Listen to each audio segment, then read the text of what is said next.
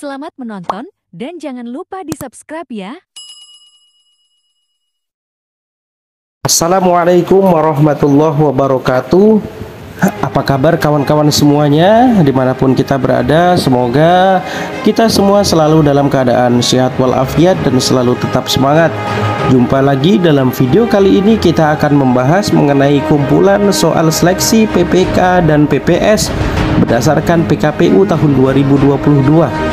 Marilah kita awali belajar kita dalam video kali ini dengan mengucapkan lafaz basmalah. Bismillahirrahmanirrahim. Pertama, berapakah usia dan pendidikan minimal untuk menjadi penyelenggara pemilu? Ya, jawabnya adalah yang pertama, untuk KPU dan Bawaslu RI, usia minimal 40 tahun dan pendidikan minimal strata 1 atau sarjana. Untuk anggota KPU Provinsi dan Bawaslu Provinsi, usia minimal adalah 35 tahun dengan pendidikan minimal adalah strata 1 atau sarjana. Kemudian yang ketiga, untuk KPU Kabupaten Kota atau Bawaslu Kabupaten Kota, usia minimal 30 tahun dengan pendidikan minimal SLTA sederajat. Kemudian yang keempat, untuk panitia ad hoc di kecamatan ada PPK dengan usia minimal 17 tahun dan Panwascam dengan usia minimal 25 tahun, sementara untuk PPS minimal 17 tahun dan PPL berusia 25 tahun. Kemudian yang kelima ada Pantarlih dan KPPS, usia minimal 17 tahun, sementara pengawas TPS berusia minimal 25 tahun. Soal berikutnya, berapa provinsi yang bertambah jumlah anggota KPU provinsinya menjadi 7 orang? Ya, berdasarkan lampiran undang-undang ini, total provinsi yang bertambah anggotanya menjadi 7 orang ada sebanyak 9 provinsi, yaitu yang pertama di Pulau Sumatera, dari 10 provinsi hanya 2 provinsi yang bertambah, yaitu Sumatera Utara dan Lampung. Kemudian yang kedua, untuk Pulau Jawa, dari 6 provinsi hanya daerah istimewa Yogyakarta yang tidak bertambah. Kemudian yang ketiga, untuk Kalimantan, Bali, Nusa Tenggara, Maluku tidak ada penambahan, dan yang keempat untuk Sulawesi hanya Sulawesi Selatan, sedangkan untuk wilayah Papua hanya Papua yang bertambah. Soal berikutnya, kepada siapa Sekretaris Jenderal KPU Republik Indonesia, Jenderal Bawaslu RI, Sekretaris KPU Provinsi, Sekretaris Bawaslu Provinsi, dan Sekretaris KPU Kabupaten Kota, Sekretaris Bawaslu Kabupaten Kota bertanggung jawab? Ya, jawabannya yang pertama, Sekretaris KPU RI bertanggung jawab kepada Ketua KPU. Ini berdasarkan pada pasal 79 ayat keempat, dan Sekretaris Bawaslu RI bertanggung jawab kepada Ketua Bawaslu RI. Ini berdasarkan pasal 149 ayat keempat.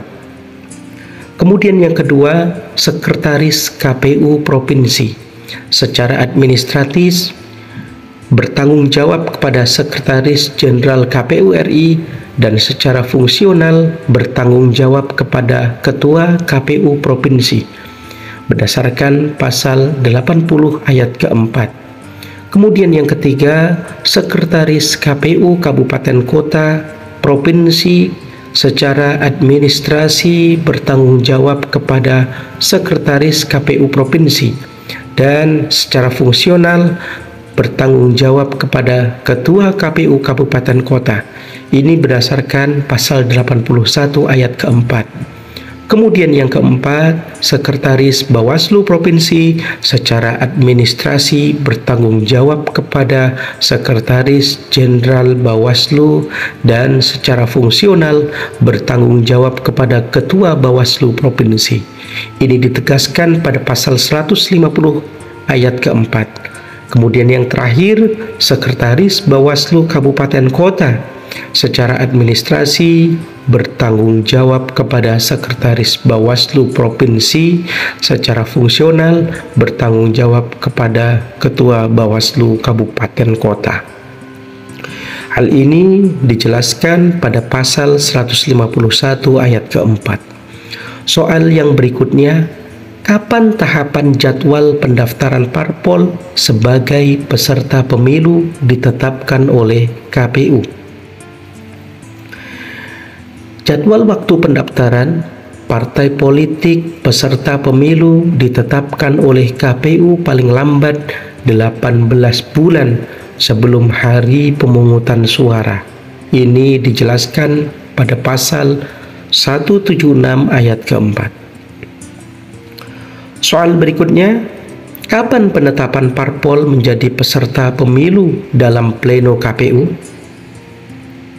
Ya, jawabannya penetapan partai politik sebagai peserta pemilu dilakukan dalam sidang pleno KPU paling lambat adalah 14 bulan sebelum hari pemungutan suara. Ini ditegaskan pada pasal 179 ayat kedua. Soal berikutnya, kapan waktu KPU membuka pendaftaran calon anggota DPD?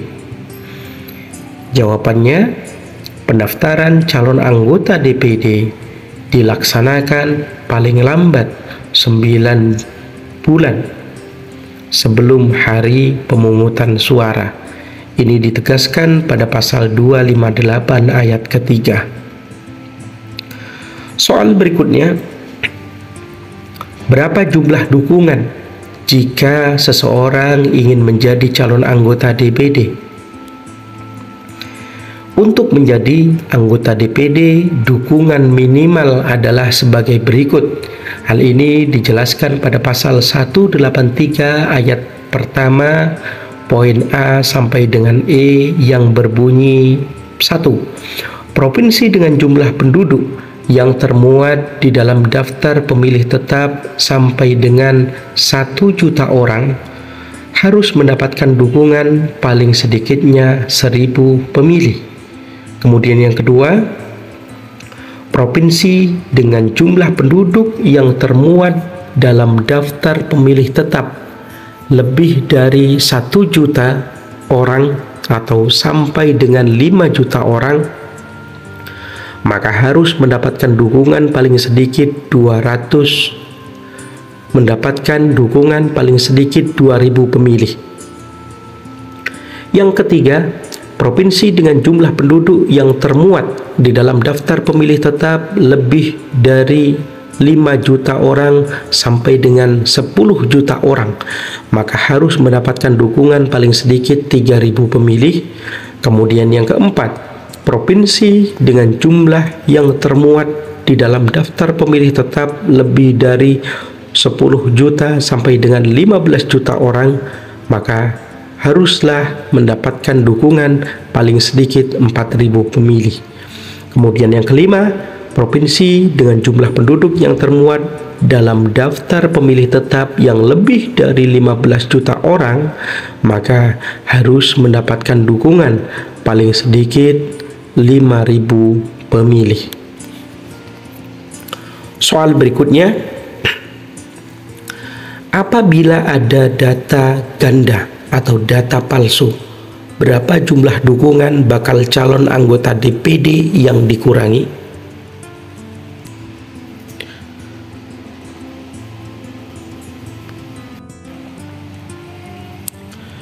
Ya, jawabnya adalah dalam hal ini ditemukan bukti adanya data palsu atau data yang sengaja digandakan oleh bakal calon anggota DPD terkait dengan dokumen persyaratan dukungan minimal pemilih, bakal calon anggota DPD akan dikenai pengurangan jumlah dukungan minimal sebanyak 50 kali. Temuan bukti data palsu atau data yang digandakan. Ini dijelaskan pada pasal 260 ayat ketiga. Soal berikutnya, berapa jumlah kursi di setiap provinsi untuk DPD? Jawabnya, jumlah kursi anggota DPD untuk setiap provinsi ditetapkan ada 4, dengan daerah pemilihan adalah provinsinya. Ini ditegaskan pada pasal 196 dan pasal 197. Kita masuk soal berikutnya. Apabila dalam daftar calon sudah ditetapkan dan ternyata terbukti dokumennya dinyatakan palsu berdasarkan putusan pengadilan yang bersifat tetap, maka bagaimana sikap dari KPU? Jawabannya, dalam hal putusan pengadilan yang memperoleh kekuatan hukum tetap yang menyatakan terbukti adanya pemalsuan dokumen atau penggunaan dokumen palsu oleh calon DPD, KPU provinsi menetapkan daftar calon tetap anggota DPD. Putusan tersebut tidak mempengaruhi daftar calon tetap. Ini ditegaskan pada pasal 256. Soal yang berikutnya, bagaimana kalau sampai pendaftaran ditutup hanya ada satu pasangan calon yang mendaftar? Jawabnya, bila hal ini terjadi berdasarkan pasal 235 ayat 4 sampai dengan 6, KPU mengambil langkah-langkah sebagai berikut, yaitu yang pertama, dalam hal hanya terdapat satu pasangan calon, maka KPU memperpanjang jadwal pendaftaran pasangan calon selama 2 kali 7 hari. Kemudian yang kedua, langkah kedua yang perlu diambil dari KPU adalah dalam hal partai politik atau gabungan dari partai politik yang memenuhi syarat mengajukan pasangan calon tidak mengajukan bakal pasangan calon, partai politik bersangkutan dikenai sanksi tidak mengikuti pemilu pada berikutnya. Kemudian yang ketiga, dalam hal telah dilaksanakan perpanjangan pendaftaran masih hanya terdapat satu pasangan calon, tahapan pelaksanaan pemilu tetap dilaksanakan sesuai dengan ketentuan undang-undang. Soal berikutnya, bagaimana cara menyusun daerah pemilihan atau menyusun dapil? Jawabannya, penyusunan daerah pemilihan anggota DPR, DPRD provinsi, dan DPRD kabupaten kota berdasarkan pasal 185, yaitu dengan memperhatikan prinsip-prinsip sebagai berikut. Yang pertama adalah kesetaraan nilai suara. Yang kedua adalah ketaatan pada sistem pemilu yang proporsional. Yang ketiga adalah proporsionalitas. Yang keempat, integritas wilayah. Yang kelima, berada dalam cakupan wilayah yang sama. 6, kohesitas. Dan ketujuh, kesinambungan. Soal berikutnya, berapa jumlah kursi yang disediakan setiap dapil untuk DPRD provinsi? Jawabannya, jumlah kursi setiap daerah pemilihan anggota DPRD provinsi paling sedikit 3 kursi dan paling banyak ada 12 kursi. Ini dijelaskan dengan tegas pada pasal 190 ayat kedua. Soal berikutnya, berapa jumlah kursi yang disediakan di setiap dapil untuk DPRD kabupaten kota?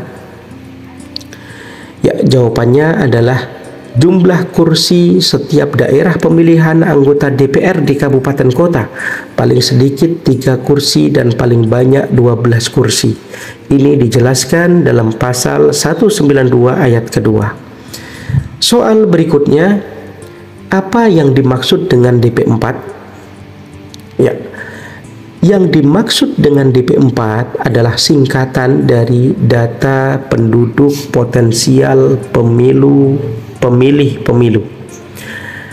Ini merupakan data kependudukan yang telah disinkronkan oleh pemerintah bersama KPU. Ini dijelaskan juga dengan tegas pada pasal 201 ayat kelima. Soal berikutnya, kapan DP4 diserahkan pemerintah kepada KPU? Ya, jawabannya berdasarkan pasal 201 ayat ke-6 dan ke-7.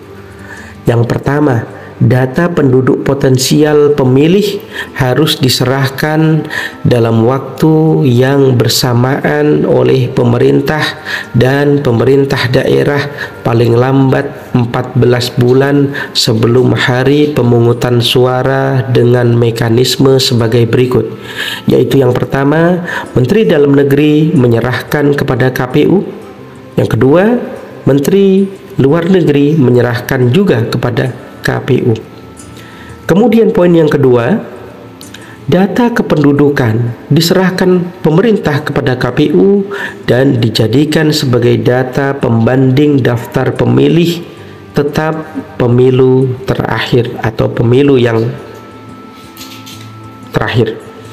Kemudian yang ketiga, pemerintah memberikan data kependudukan yang dikonsolidasikan setiap 6 bulan kepada KPU sebagai bahan tambahan dalam pemutakhiran data pemilih. Soal berikutnya, apakah yang dimaksud dengan pemilih? Ya, yang dimaksud dengan pemilih yang pertama adalah warga negara Indonesia yang pada hari pemungutan suara sudah genap berumur 17 tahun atau lebih, atau sudah pernah menikah atau sudah pernah kawin, dan memiliki hak memilih yang dibuktikan dengan memiliki kartu tanda penduduk elektronik. Kemudian yang kedua, yang dimaksud pemilih adalah warga negara Indonesia didaftar 1 kali oleh penyelenggara pemilu dalam daftar pemilih. Yang ketiga, warga negara Indonesia yang tidak dicabut hak politiknya oleh pengadilan. Yang keempat, tidak atau bukan bagian dari TNI atau Polri. Soal berikutnya, kapan daftar pemilih dimutakhirkan oleh KPU Kabupaten Kota? Ya, jawabannya daftar pemilih dimutakhirkan oleh KPU Kabupaten Kota. Ini sesuai dengan pasal 204. Dijelaskan ada beberapa poin. Yang pertama, KPU Kabupaten Kota melakukan pemutakhiran data pemilih berdasarkan daftar pemilih tetap pemilu terakhir yang dimutakhirkan secara berkelanjutan. Kemudian yang kedua, pemutakhiran data pemilih oleh KPU Kabupaten Kota diselesaikan paling lama 3 bulan setelah diterimanya data penduduk potensial pemilih pemilu. Kemudian yang ketiga, dalam melaksanakan pemutakhiran data pemilih, KPU Kabupaten Kota dibantu oleh Pantarlih, PPS, dan PPK.